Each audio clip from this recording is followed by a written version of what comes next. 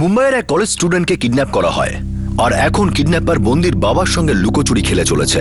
কিন্তু এই কিডন্যাপিং হয়েছিল কি জন্যে? মুম্বাইয়ের প্রকাশ এবং রেখা সুরবের দুঃস্বপ্ন শুরু হয় 16 জানুয়ারি 2015-এ, যখন তাদের 21 বছরের একমাত্র ছেলে বিশাল সুরবে তার লেট নাইট ওয়াকের জন্য নিজের বাড়ি থেকে বেরিয়ে পড়ে। 11টায় বেরিয়ে 11:30টায় ফিরে আসে যে বিশাল, সেই রাতে সে বাড়ি ফেরেনি। 12টার সময় তারই মোবাইল ফোন থেকে মেসেজ আসে যে আমাকে কিডন্যাপ করা হয়েছে। তারপরই ফোন সুইচ অফ হয়ে যায়। বিশালের দ্বিতীয় ফোনটিও বেশ খানিকক্ষণ রিং হওয়ার পর মোটামুটি রাত 12:45 নাগাদ সুইচ অফ হয়ে যায়। প্রকাশ সুরবে পুলিশের কাছে যায়। পুলিশ বিশালের ওয়াকিং রুট খুঁজে দেখে, কিন্তু কিছুই পাওয়া যায় না। বিশালের কল রেকর্ড থেকে জানা যায় যে বিশালের প্রথম ফোন নাম্বার কান্দিবালিতে সুইচ অফ হয়েছিল, যেখানে সে থাকতো, আর দ্বিতীয় ফোনটা সেখান থেকে দূরে গোট বন্দরে অফ হয়েছিল। গোট বন্দরের সঙ্গে কোনো কানেকশন খুঁজে পাওয়া যাচ্ছিল না। প্রশ্ন ওঠে যে বিশাল কি নিজের ইচ্ছেতেই কোথাও চলে গেছে, মজা করছে, নাকি সত্যিই তাকে অপহরণ করা হয়েছে? বিশালকে চেনে এমন প্রত্যেককেই, বিশেষ করে তার কলেজের বন্ধুরা, জোরের সঙ্গে বলে যে বিশাল কোনো উল্টোপাল্টা কাজ করতেই পারে না যাতে সে নিরুদ্দেশ হয়ে যাবে, আর তারা তার কোনো লাভ অ্যাফেয়ারের সম্ভাবনাকেও উড়িয়ে দেয়। তার মা বাবা জানায় যে তাঁদেরও বিশালের সঙ্গে কোনো দ্বন্দ্ব ছিল না। তখন প্রশ্ন ওঠে, তাহলে কি বিশাল সুরবে হঠাৎ করে কোথাও উধাও হয়ে গেল? আর সেই SMS এর মানেটা কি? বিশালের বাবা প্রকাশ একটা ম্যান পাওয়ার এজেন্সি চালায়, আর সে বলে যে তার কারোর সঙ্গে কোনো ব্যবসায়িক শত্রুতা ছিল না, যার কারণে তার ছেলে কিডন্যাপ হতে পারে। প্রকাশের দাদা বিজেন্দ্র সুরবেও বলতে পারেন না যে এই বিষয়টা আসলে কি হতে পারে। তারপর শুরু হয় কিডন্যাপারের টেলিফোনিক টর্চার। কিডন্যাপার অভিযোগ করে যে বিশাল তার 2 সন্তানকে নাকি ভয়ঙ্কর কষ্ট দিয়েছে, যন্ত্রণায় ভুগিয়েছে। তখন সবাই ধন্দে পড়ে যায় যে কারা এই 2 শিশু। কেউই কিছু আন্দাজ করতে পারে না। এই কলগুলি বিশালের সিম কার্ড থেকে আসছিল, এমন এক ইনস্ট্রুমেন্ট থেকে যার IMEI নাম্বার ট্র্যাক করা যাচ্ছিল না। কলগুলি গোটবন্দর, পালঘর, বিরার, নায়গাঁওয়ের মতো ভিন্ন ভিন্ন এলাকা থেকে আসতে থাকে, কিন্তু পুলিশের সব চেষ্টাই ব্যর্থ হয়। না কিডন্যাপারের কোনো খবর পাওয়া যায়, আর না বিশালের। বেশ কয়েকদিন কেটে যায়। তারপর একদিন কিডন্যাপার বিশালের বাবাকে বলে যে তাদের বাড়ির কাছে একটা বাস স্টপে তার জন্য একটা উপহার রাখা আছে। সেই উপহার থেকে পাওয়া যায় একটা চিঠি আর একটা মেমরি কার্ড, যাতে বিশালের ভিডিও রয়েছে, যার মাধ্যমে সে তার বাবাকে অনুরোধ করে যেন কিডন্যাপারের সব দাবি পূরণ করা হয়। আসলে কি ছিল এই কিডন্যাপারের দাবি? কিছুদিন পর দাবি সামনে আসে। 3 কোটি টাকার মুক্তিপণ দাবি করা হয়। প্রকাশ তুর্বে তৎক্ষণাৎ সেই টাকা দিতে রাজি হয়ে যান। তখন কিডন্যাপার বিশালের সিম কার্ড ব্যবহার করার বদলে অন্য একটি সিম কার্ড ব্যবহার শুরু করে। তখন জানা যায় যে দ্বিতীয় সিম কার্ডটি ইউপির একটি ঠিকানার, যেটি ভুয়ো ছিল। এই কেসটাকে এবার ক্রাইম ব্রাঞ্চের হাতে সঁপে দেওয়া হয়। ক্রাইম ব্রাঞ্চের টিম পুরো কেসটাকে নতুন করে খুঁটিয়ে দেখে। তারা আন্দাজ করে যে কিডন্যাপার এতকাল যেখান থেকে কল করছিল, বিশালকে সেখানে নয় বরং অন্য কোথাও রাখা হয়েছে। ক্রাইম ব্রাঞ্চ এটাও আন্দাজ করে যে কিডন্যাপার একা নয়, তার সঙ্গীও রয়েছে। একজন বিশালের সঙ্গে রয়েছে এবং দ্বিতীয় বা তৃতীয় জন ভিন্ন ভিন্ন জায়গা থেকে ফোন করছে। কিন্তু প্রশ্ন এটাই দাঁড়ায় যে কর্মকাণ্ডের উদ্দেশ্যটা কি? মুক্তিপণ দাবি করার পর তার নেওয়ার জন্য কেন কেউ এগিয়ে আসছে না? এই কেসটা কি অন্যরকম কিছু? ক্রাইম ব্রাঞ্চের অফিসাররাও এমন কেস আগে কখনোই দেখেনি। একদিকে বিশালের মা বাবার অবস্থার অবনতি হচ্ছে, আর অন্যদিকে ক্রাইম ব্রাঞ্চের অফিসাররা এমন এক অপরাধীর সঙ্গে লড়াই করছে যার কোনো রেকর্ড নেই, চেহারার আইডেন্টিফিকেশন নেই, যে শুধুমাত্র একটা টেলিফোনিক কণ্ঠস্বর দিয়ে তাদের সকলকে বিভ্রান্ত করে তুলেছে। অবশেষে কিডন্যাপার একটা তারিখ এবং এলাকা স্থির করে মুক্তিপণ নেওয়া এবং বিশালকে ফিরিয়ে দেওয়ার জন্য। এটা ঘটে কিডন্যাপিং এর মোটামুটি 10 দিন পর। এবার তারপর জানিস তো মানরি কোথায়? ওই জেটি ধরে সমুদ্র দিয়ে এসে যখন মাটিতে পা রাখবি, ওখান থেকে হেঁটে এসে লেফটে একটা কবরস্থান আছে। কাল তুই ঠিক দুপুর 12:30টায় ওখানে টাকা নিয়ে আসবি। আমাদেরকে 12:30টায় টাইম দেওয়া হয়েছে। আমরা 8:30টা থেকে ওখানে থাকবো। স্যার, আপনার মনে হয় ও আসবে? আমরা কোনো চান্স নেব না। অবশ্যই ও খেলাটা খেলছে, আর এটাও হতে পারে যে আমরা ওর পিছু নেব আর ও বাজিটা জিতে যাবে। ব্যাস, একবার ওর প্ল্যানটা আর খেলাটা আমরা বুঝতে পারি,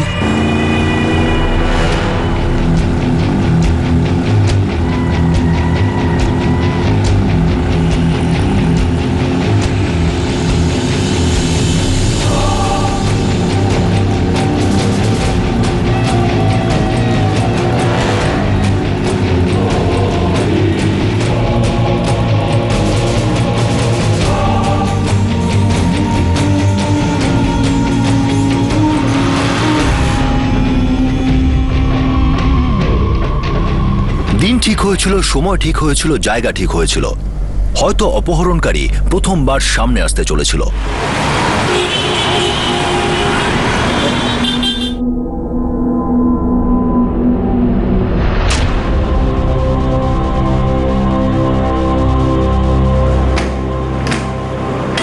চারজন কনস্টেবল কবরস্থানে রেডি আছে। সকাল 8টা থেকে ডিউটি শুরু করেছে। গুড।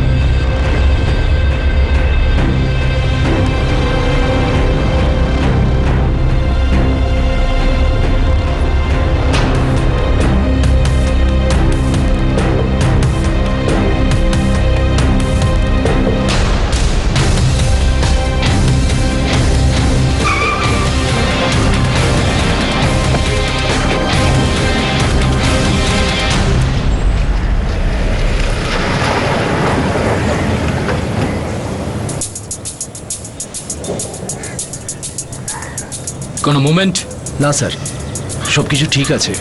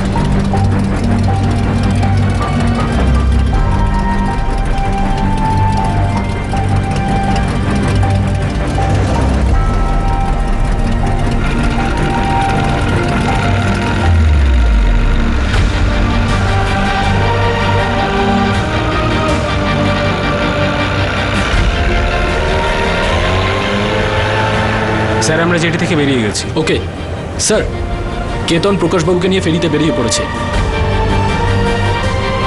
এখনো পুরো 1 ঘন্টা বাকি।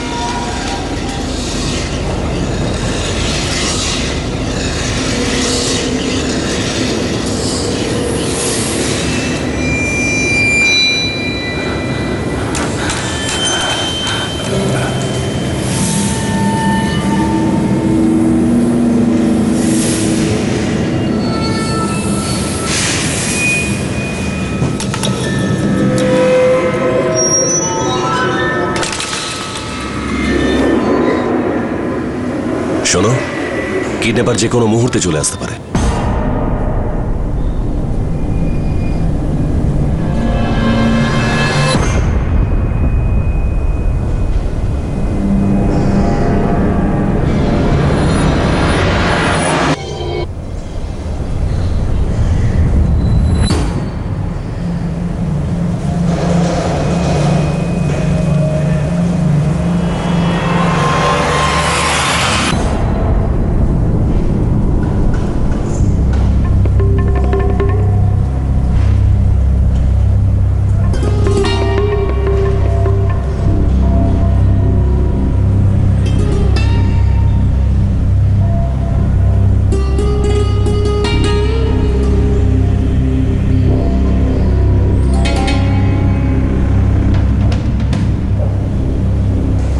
হ্যাঁ, একটা ছেলে যাচ্ছে 25-26 বছরের, হাতে ফুলের তোড়া আছে আর ফ্রেঞ্চ বিয়ার্ড আছে।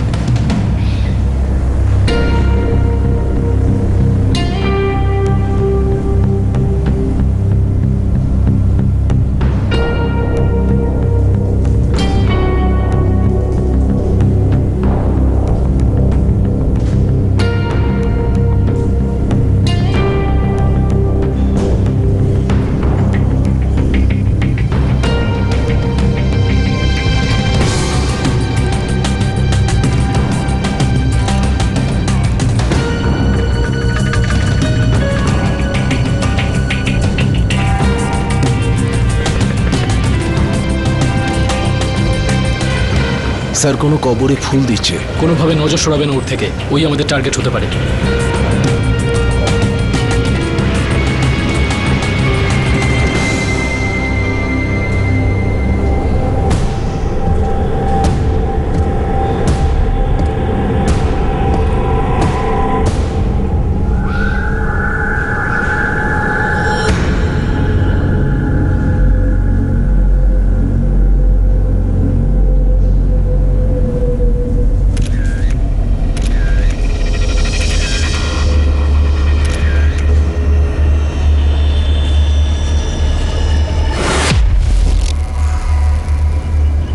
স্যার আমি একটা ফটো তুলে নিয়েছি আর খানকে ওর পেছনে লাগিয়ে দিয়েছি। নজর রাখো ওর উপর, হতে পারে দেখতে এসেছিল।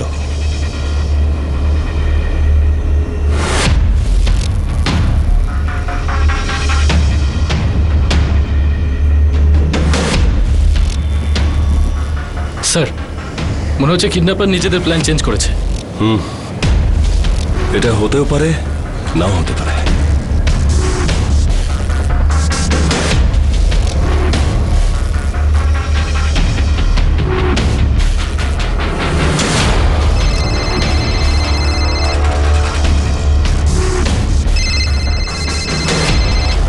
প্রকাশবাবু ফোন সার্ভেলেন্সে আছে, ওঠান। হ্যাঁ সঞ্জয়, পেলে?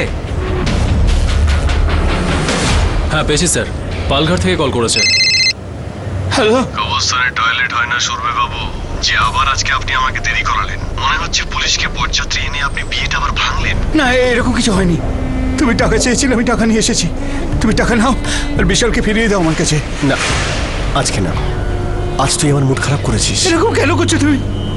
আমার ছেলে 11 দিন তোমার কাছে আছে। আমি তোমাকে অনুরোধ করছি, তুমি টাকা নাও আর আমার বিশালকে ফিরিয়ে দাও। বিশাল চাই না, তাহলে যা, ওই কবরস্থানে একটা কবর আছে।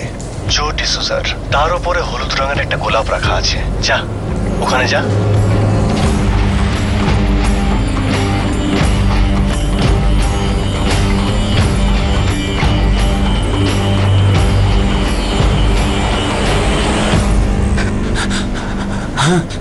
পেয়ে গেছি ফুল।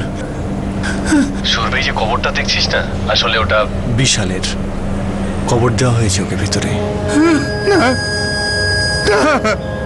আরে যা কিছুই করছি, মানে সিচুয়েশনটা একটু হালকা ফুলকা করতে চাইছি। ওই হলুদ ফুলের নিচে গিফট রাখা আছে তোর জন্য।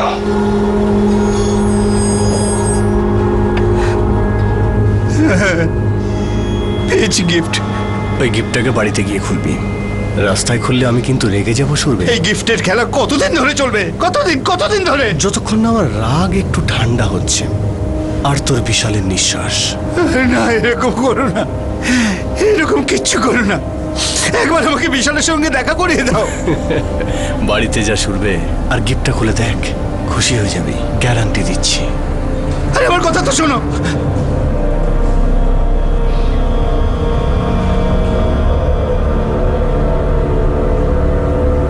ফোন সুইচ অফ করে দিয়েছে কিডন্যাপার। হ্যাঁ সঞ্জয়, এক্স্যাক্ট লোকেশনটা কি? Sorry sir, local phone use করছে এরা, আইএমইআই তো পাবো না আমরা।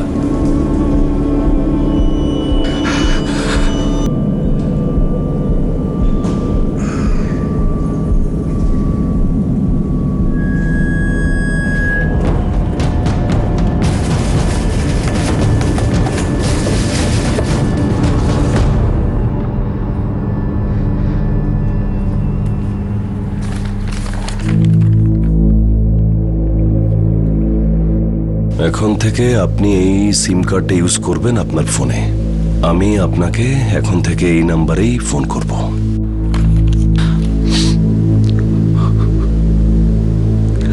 প্রকাশবাবু, এই সিম কার্ড আপনার ফোনে লাগিয়ে নিন। অরুণ স্যার। এই সিম কার্ডের পুরো ডিটেলস আমার চাই। স্যার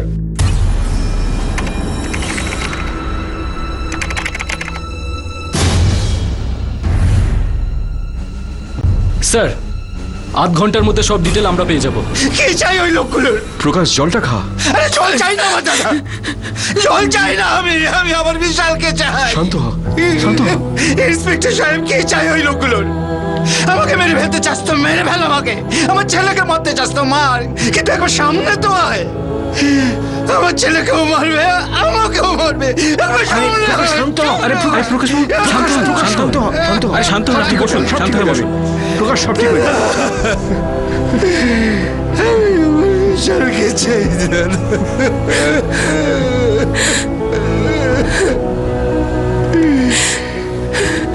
কিডন্যাপারের ভেবেচিন্তে করা স্লো টর্চার স্ট্র্যাটেজি কাজ করছিল। সুরবে পরিবার ভেঙে পড়ছিল, বিষণ্ণতা দিন দিন বেড়েই চলেছিল। অন্যদিকে পুরো সার্ভিলেন্সের পরেও ক্রাইম ব্রাঞ্চও স্থানীয় পুলিশের মতোই একটা ডেড এন্ডে এসে পৌঁছেছিল। আসলে এই কিডন্যাপার কোন খেলা খেলছিল যা কেউই ধরতে পারছিল না। আর কে ছিল এই কিডন্যাপার? মনীষ স্যামুয়েল নাম আমার, স্যার।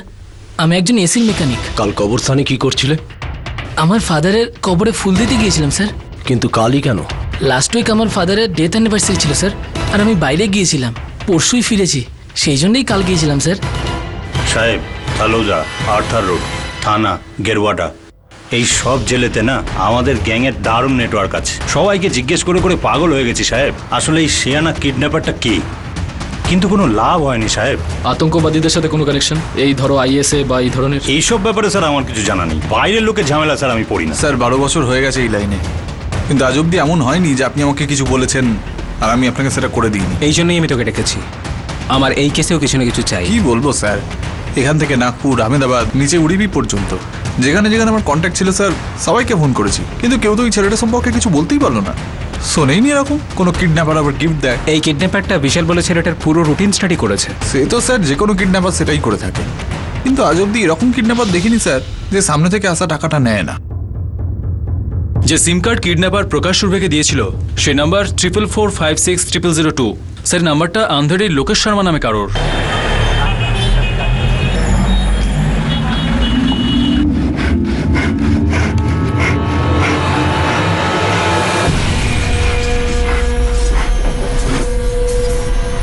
এবার কিডন্যাপারের সাথে কানেকশন হতেও পারে, আবার নাও হতে পারে। উঠিয়ে নাও এই লোকেশ শর্মাকে। 44560002, এটা তোর নাম্বার? 5 মাস ধরে বন্ধ আছে। হ্যাঁ স্যার, এটা আমারই নম্বর ছিল, কিন্তু হয়েছে কি 5 মাস আগে চুরি হয়ে গেছে। দেখ লোকেশ, ফটাফট তোর গ্যাংয়ের লোকের নাম আর ঠিকানা বল, আর এটাও তাড়াতাড়ি বলে দে বিশাল সুরভেকে কোথায় লুকিয়ে রেখেছিস। বল। সাহেব, আমার কোনো এরকম গ্যাংয়ের সঙ্গে সম্পর্ক নেই সাহেব। আমি তো মিস্ত্রির কাজ করি সাহেব, সারাদিন খাটাখাটনি করে রোজগার করি সাহেব, আর সেই টাকা দিয়ে বউ বাচ্চার পেট চালাই সাহেব। আমি সত্যি কথা বলছি, মায়ের দিব্যি সাহেব, আমার মোবাইলটা 5 মাস আগে চুরি হয়ে গেছে সাহেব। আমি সত্যি কথা বলছি সাহেব।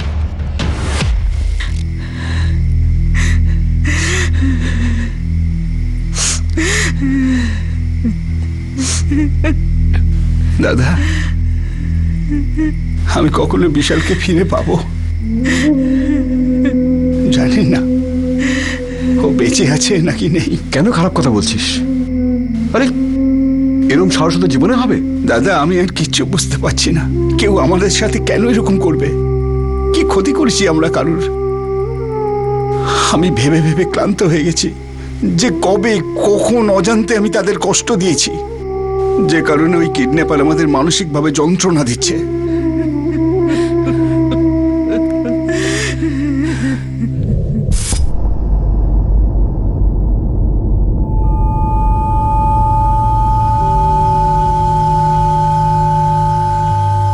স্যার বললে তো আশ্চর্য লাগবে, আমার যতগুলো কন্ট্যাক্ট আছে, সোর্স, ইনফরমার সব বেকার গেছে। স্যার এই কিডন্যাপার যে যে লোকেশনে গিয়েছিল, আমি সেই সব লোকেশনের সব সিসিটিভি ফুটেজ চেক করেছি, কিচ্ছু পাইনি। আর এই কিডন্যাপারের অদ্ভুত চালাকি, ও প্রকাশ বাবুকে সিম কার্ড পাঠালো, কিন্তু 6 দিন ধরে কোনো কল নেই। স্যার এই পুরো সাইকো, পাক্কা সাইকো।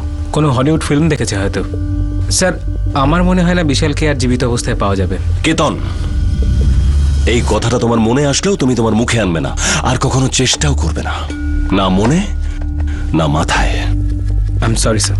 আর সমস্ত কিডন্যাপার তো এটাই চায় যে আমরা ওদের মার্ক করি, নোটিস করি। ও আমাদের ব্যাপারে প্রকাশবাবুকে এটা বলেওছে, ও জানে যে আমরা প্রকাশবাবুর সঙ্গে আছি, আর তাই এই খেলাটা খেলছে। ব্যাস, ধরলাম ও খেলছে আমাদের সাথে, কিন্তু আমরা কবে এরকম দেখেছি যে কোনো গ্যাং নিজের ভিকটিমকে এতদিন কাছে রেখেছে আর ফ্যামিলি আর পুলিশের সঙ্গে খেলেই চলেছে? আমার মনে হয় এরকম কোনো একটা অ্যাঙ্গেল আছে যেটা আমরা বুঝতে পারছি না, আর আমরা জানিও না এই অ্যাঙ্গেলটা কি। স্যার আমি ওদের ফ্যামিলি আর বন্ধুদের পুরো হিস্ট্রি 2বার চেক করেছি, ও কোন হসপিটালে জন্মেছে, সেখান থেকে স্কুল কলেজ সব কিছু কিচ্ছু পাইনি। স্যার আমার তো মনে হয় এই কেস শুধু ব্লাইন্ড নয়, বোবা এবং কালাও প্রমাণিত হতে চলেছে। অফিসার্স, আমরা প্রতিটা কেসেই এমনটাই দেখেছি। এটা কখনো ভুলো না যে একটা ছোট্ট সূত্র যে কোনো বড় কেসকে সমাধান করে দিতে পারে। আই এম শিওর এই কেসও ক্লোজ হবেই হবে। কোনো নতুন গ্যাং, কোনো নতুন এক্সট্রাকশন র্যাকেট? স্যার, যে কোনো নতুন কিডন্যাপিং গ্যাংয়ে গ্যাং লিডার তো পুরনো হতেই পারে। আচ্ছা, একটা 21 বছরের ছেলেকে নিজের কাছে রেখে কি লাভ ওদের?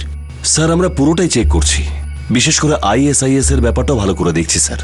ইন্টেলিজেন্স ডিপার্টমেন্টকে দিয়েও ভেরিফাই করিয়েছি, বর্ডারের ট্রেনিং ক্যাম্পগুলোকেও অ্যাক্টিভেট করিয়েছি। আমরা সব দিক থেকে চেষ্টা করছি স্যার, কিন্তু এখনো পর্যন্ত কোনো কিছু হাতে আসেনি। হতে পারে কোনো টেকনিক্যাল ব্রেন যে আমাদের চেয়ে 2 পা এগিয়ে আছে। তাহলে কিছু এমন রাস্তা খুঁজতে হবে যেখানে তুমি 4 পা এগিয়ে ওকে আগে তুমি ধরতে পারো। কিছু একটা অদ্ভুত রাস্তা। চেষ্টা জারি আছে স্যার। তবেই তো রাস্তাটা পাবে। তাহলে বিশাল সুরভেকে যে কোনো প্রকারে জীবিত অবস্থায় বাড়িতে পৌঁছে দিতে হবে। স্যার,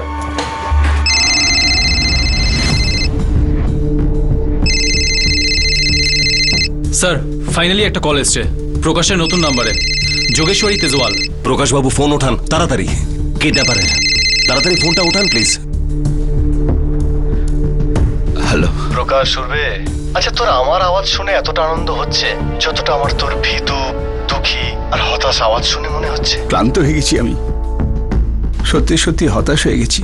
বিশালের মাও ভেঙে পড়েছে। কি সুরবে, এত তাড়াতাড়ি? ভালো হয়েছে বিশাল এটা শুনিনি। দেখো, একবার আমাকে বিশালের গলাটা শোনাও। একদম শোনাবো না, আমি তোর উপর রেগে গেছি। ভাবছি সবকিছু শেষ করে দেবো, খাল্লাস করে দেবো। তুই ধরে নে গেম ওভার। এরকম কেন বলছো তুমি? আরে আচ্ছা, তুমি বিশালকে মেরে ফেলো না তো? কি বলছিস সুরবে? হ্যাঁ, যখন বিশালের সঙ্গে দেখা করবি না, নিজেই জিজ্ঞেস করে নিবি। আরে আমি কি করে বিশ্বাস করবো তোমাকে? কর বা না কর তাতে আমার কি, কিন্তু তোর কাছে বিশ্বাস করা ছাড়া আর তো কোনো অপশনও নেই। দেখো, এইভাবে ঘুরিয়ে ঘুরিয়ে কথা বলো না, বলো আমাকে কি চাও তুমি? সবার আগে তো তুই ওই শিয়ানাগিরি করা পুলিশগুলোকে বল যে চোরের মতো লুকিয়ে লুকিয়ে এই মুহূর্তে আমাদের কথা শুনছে। ওরা যতই চেষ্টা করুক না কেন আমাকে কোনোদিনই ধরতে পারবে না। আর আমি যখন চাইবো, যেখানে চাইবো, তোর ছেলে বিশালকে পাঠিয়ে দিতে পারি। আমার কাছে পৌঁছে দাও না ভালোভাবে, সমস্ত টাকা তুমি পেয়ে যাবে। বলো কোথায় নিয়ে যাবো? চারোটি হাইওয়ে ধরবি তুই, চারোটি ক্রস করে সোজা লেফটে নিয়ে নিবি। কিছুটা যাওয়ার পরেই তুই গ্রিন ফ্লাওয়ার রিসোর্টের একটা বোর্ড দেখতে পাবি, ঠিক তার নিচে এসে দাঁড়াবি তুই, টাকার সঙ্গে নিয়ে। কাল রাত 11টায়। ঠিক আছে। এবার একা আসবি। তোর ওই উর্দি পড়া বন্ধুগুলোকে বল যে উর্দি ছাড়াও ওদের গন্ধ আমি সহ্য করতে পারি না। এইবার যদি বুঝতে পারি ওরা আশেপাশে রয়েছে, তাহলে ধরে নে তোর বিশালটা একেবারে শেষ। ঠিক আছে।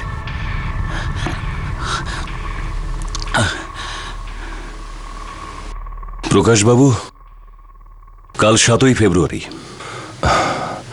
কাল রাত 11টার সময় গ্রিন ফ্লাওয়ার রিসোর্টের বোর্ডের তলায় পুরো টাকা নিয়ে যাবেন। এবার কিন্তু আপনারা যাবেন না আমার সঙ্গে। প্রকাশবাবু, কিডন্যাপাররা নানা ধরনের ডায়লগ দিয়ে থাকে, কিন্তু আপনি চিন্তা করবেন না, আপনিও বুঝতে পারবেন না যে আমরা আপনার সাথে আছি। কেন চিন্তা করবো না?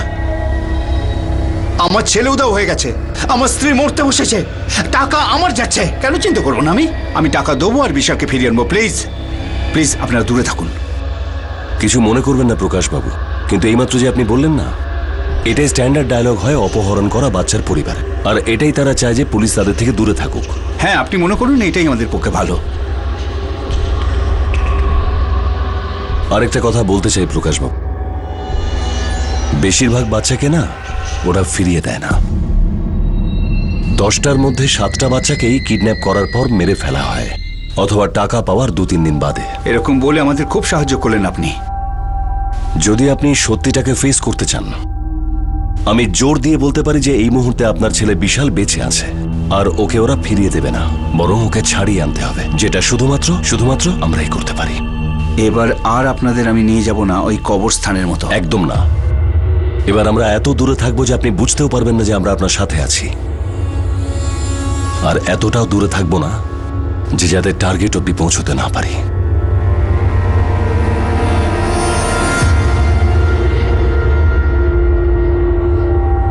কিডন্যাপার আরও একবার তার সত্য জানিয়ে দিল। নতুন একটা তারিখ, নতুন ঠিকানা, নতুন সময় ঘোষণা করা হলো মুক্তিপণ নেওয়ার জন্য। এবার কি তাহলে কিডন্যাপার টাকা নিয়ে বিশালকে ফিরিয়ে দেবে, নাকি আরও একবার ইঁদুর বিড়ালের খেলা শুরু হতে চলেছিল?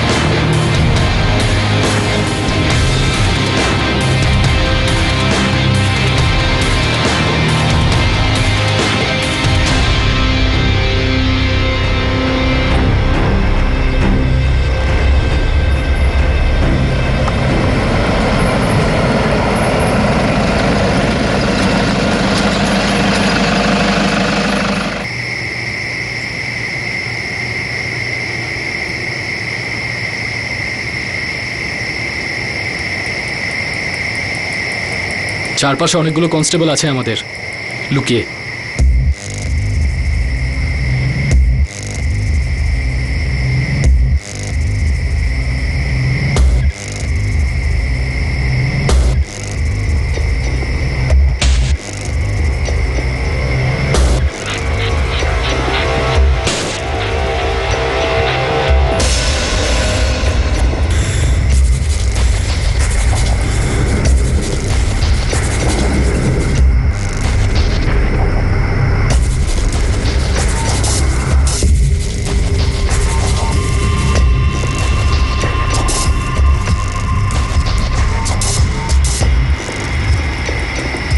মনে হয় আসবে না, আবার নাচাচ্ছে।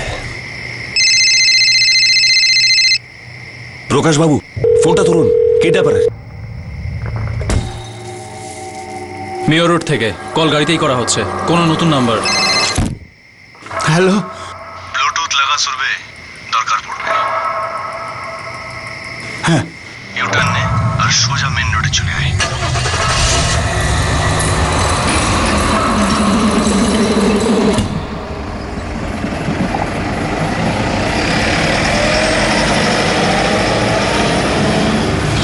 ওকে ওকে স্যার, মেয়র রোড থেকে ফোন এসেছিল, কলার গাড়িতেই আছে। গাড়ি ঘোরাও, প্রকাশবাবুর পিছু নাও।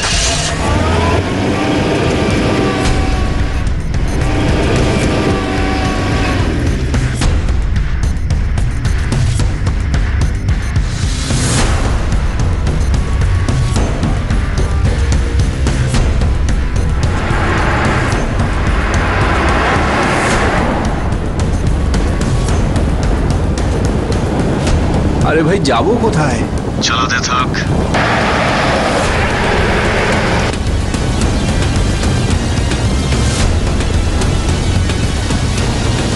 স্যার কলার এখন বাহিন্দার পৌঁছে গেছে। স্যার, কিডন্যাপার লোকেশন ডাইভার্ট করে দিয়েছে। একাধিক লোক রয়েছে।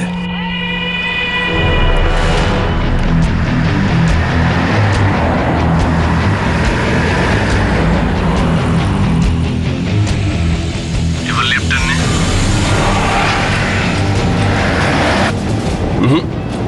আমার মনে হচ্ছে না কিডন্যাপার এখানে আছে। স্যার, এ তো আমাদের পুরো ঘুরিয়েই চলেছে। আপনি ঠিক বলছিলেন স্যার, একজনের বেশি লোক আছে, পুরো গ্যাং আছে। গাড়ি থামা।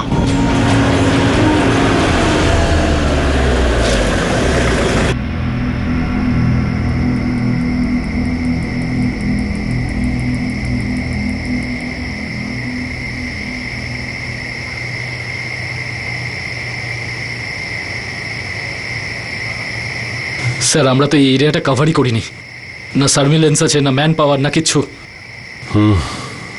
এটাই তো ও চাইছিল। এই সব কিছু ওর প্ল্যানেই হচ্ছে।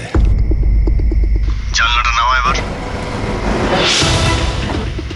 গাড়ি থেকে নিচে নাম, রাস্তার মাঝখানে চলে যাও আর হ্যান্ডস আপ করো।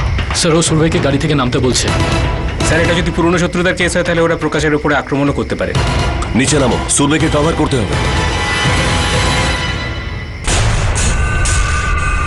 হ্যান্ডস আপের মানে বুঝিস তো? ওটাই যেটা পুলিশরা আমাদের মতো চোরকে বলে।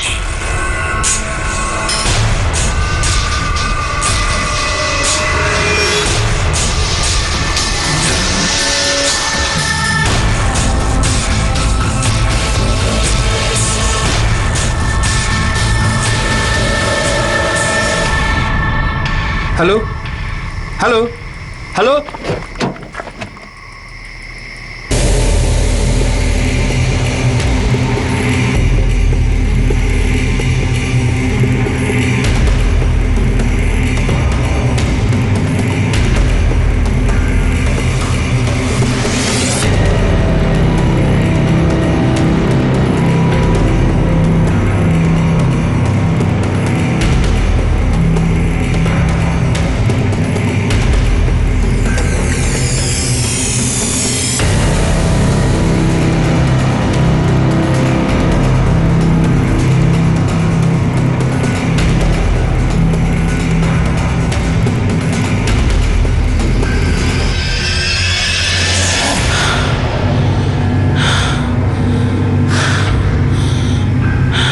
স্যার, পেলাম না স্যার।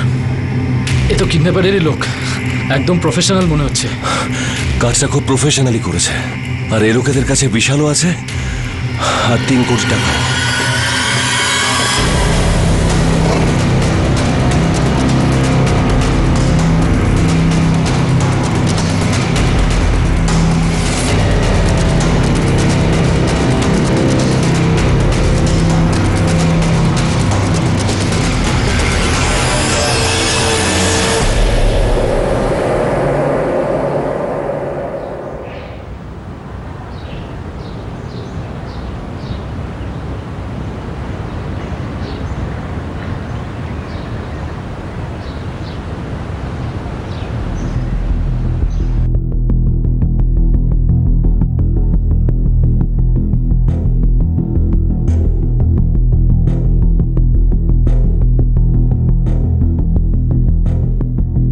স্যার, আরেকবার যে নাম্বার ওরা ইউজ করেছে সেটাকে ট্রেস করা যাচ্ছে না।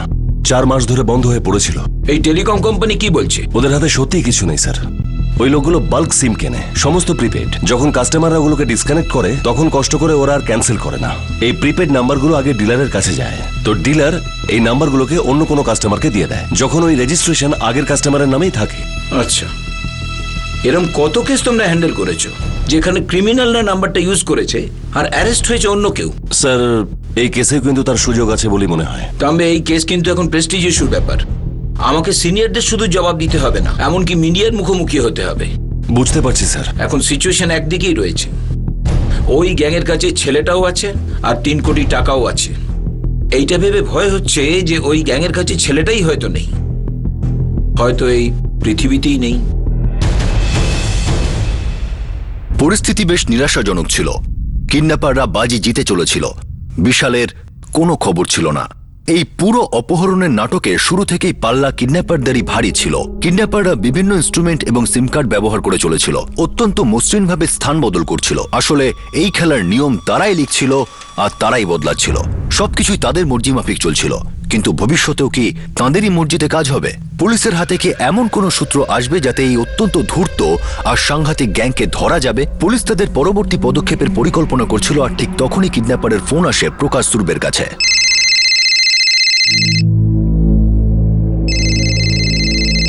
স্যার, এইবার কল অন্য জায়গা থেকে। সার্ভেলেন্স টিম কল প্যাচ করছে স্যার। হ্যালো, কে সুরবে? আবার টয়লেট থেকে দেরি করলি? আচ্ছা, প্রথম একটা কথা বলতো, তোর এবার ওটা মনে হয়েছিল না যে আমি আসবো না? কি হলো সুরবে, শুয়ে পড়লি নাকি? তোর কাছে আমি এতটাই বোরিং? কি হলো ভাই, ভুলে গেছিস নাকি যে তোর ঘরের প্রদীপ আমার কাছে রয়েছে? নাকি তাকেও ভুলে গেছিস? কোথায় আছে আমার ছেলে? কি করছো তুমি ওর সাথে? খাইয়ে দাইয়ে অনেক মোটা বানিয়ে দিয়েছি রে। টাইম হলে নিজে এসে দেখে নে, এমনিতে আমি কোনো জোর করছি না। আমার ছেলের কিচ্ছু করো না তুমি। কাল পুনে চলে আয়, পুনেতে গার্গি হিলে। ওখানে তুই একটা পোড়ো বাড়ি পাবি। তুই ওই পোড়ো বাড়িটাকে জীবনে কখনো ভুলতে পারবি না সুরবে, কারণ তোর ছেলে ওখানে আছে। কাল অনেকদিন পর তুই বিশালকে দেখতে পাবি। কি সুরবে, কাঁদছিস তুই? চল, কোনো ব্যাপার না, যে কোনো বাবা হলে এমন ভাবেই কাঁদতো। কিন্তু শোন, আমরা কিন্তু মুক্তিপণের শুধু 2,99,90,000 টাকা নিয়েছি। আর হ্যাঁ, তোর ওই উর্দি পড়া বন্ধুদের বল পুনে আসার কষ্ট না করে। এই জন্য ওরা আমাকে খুঁজে পাবে না, কারণ ওদের বাপ আমি। এখন তাড়াতাড়ি থ্যাংক ইউ বল আর আবার মুড ঠিক কর। থ্যাংক ইউটা বলবেন না বিশালের বাবা? Thank you.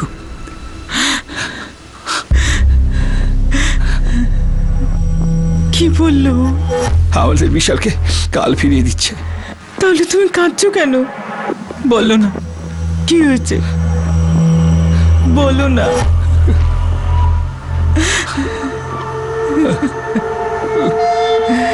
একটা কথা বুঝতে পারছি না, কিডন্যাপাররা এটা কেন বললো যে 3 কোটির মধ্যে 10,000 কম আছে? হ্যাঁ স্যার, এই ব্যাপারটা একটু অড লাগলো, কারণ প্রকাশ সুরবে বলেছিল 2 বার গুণে 3 কোটি টাকা রেখেছে।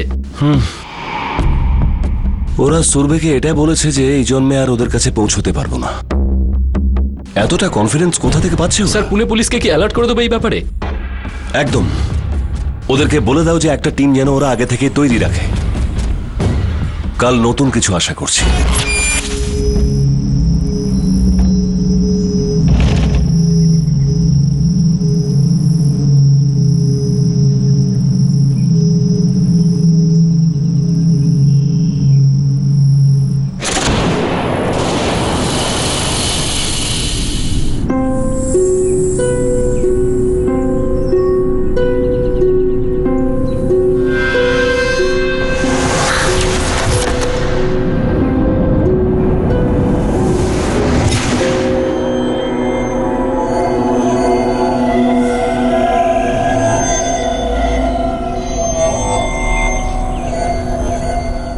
অবশেষে পুলিশ বিশালের কাছে পৌঁছে গিয়েছিল, কিন্তু বিশাল কি অবস্থায় ছিল? কিডন্যাপাররা মুক্তিপণের মূল্যে 10,000 টাকা কম থাকার কথা কেন বলেছিল? এর মধ্যেও কি কোনো রহস্য লুকিয়েছিল? বিশালের মা বাবা এবং পুলিশ বিশালের কাছে পৌঁছতে চলেছে। এই কেসটা অনেক প্রশ্ন তুলে ধরেছে, কিন্তু সবচেয়ে গুরুত্বপূর্ণ প্রশ্ন, এই অপহরণ কি শুধুমাত্র মুক্তিপণের জন্য করা হয়েছিল, নাকি অন্য কোনো কারণ ছিল? এই কিডন্যাপাররা বেছে বেছে বিশাল সুরবেকে কেন তাদের নিশানা বানিয়েছিল? আর কারা ছিল এই কিডন্যাপার যারা পুলিশকে হলফ করে বলেছিল যে পুলিশ তাদের কোনোদিনই ধরতে পারবে না? যেমন যেমন ক্রাইম ব্রাঞ্চ তাদের প্রশ্নের উত্তরগুলি পেতে থাকবে, তেমন ভাবেই আপনিও এই অদ্ভুত থ্রিলার কেসের সত্যিটা জানতে পারবেন। পরের দিন পরের পর্বে আমরা আপনাদের দেখাবো এই কেসের তৃতীয় তথা শেষ ভাগ। আপনাদের সাথে আবার দেখা হবে ক্রাইম পেট্রোল সতর্কতে। ততক্ষণ নিজের খেয়াল রাখবেন, সুরক্ষিত থাকবেন, আর মনে রাখবেন, অবসাদ নেশায় আসক্তির কারণ নয়। নেশা ত্যাগ করুন, অবসাদও দূর হবে। সঠিক সময়, সঠিক পদক্ষেপ, সতর্ক থাকুন। জয় হিন্দ।